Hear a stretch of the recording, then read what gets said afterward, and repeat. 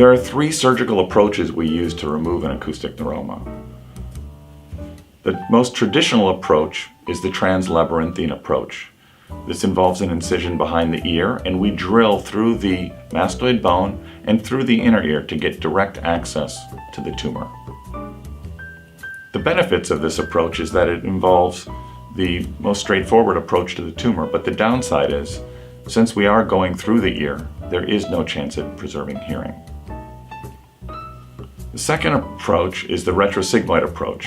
This also involves an incision behind the ear, although we're able to preserve hearing in selected cases.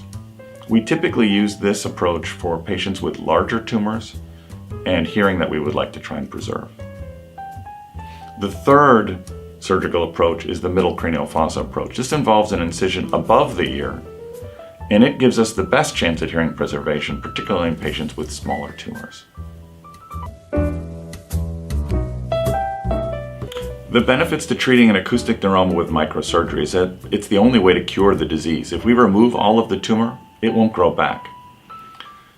Most patients who have microsurgery for acoustic neuroma do get a total resection of the tumor and go on to live regular, healthy, and fulfilling lives.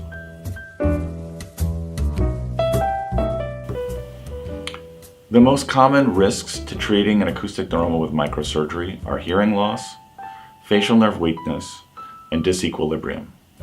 In experienced hands, these risks are low.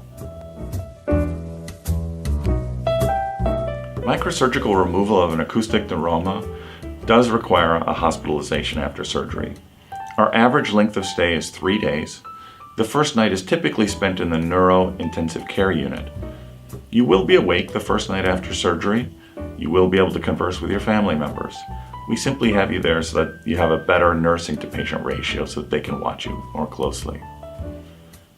After the first night, you'll be transferred to a regular room where you'll begin to undergo balance therapy, and you'll be able to get up and start moving around. And when you can eat and drink and get up and go to the restroom, then you can typically go home.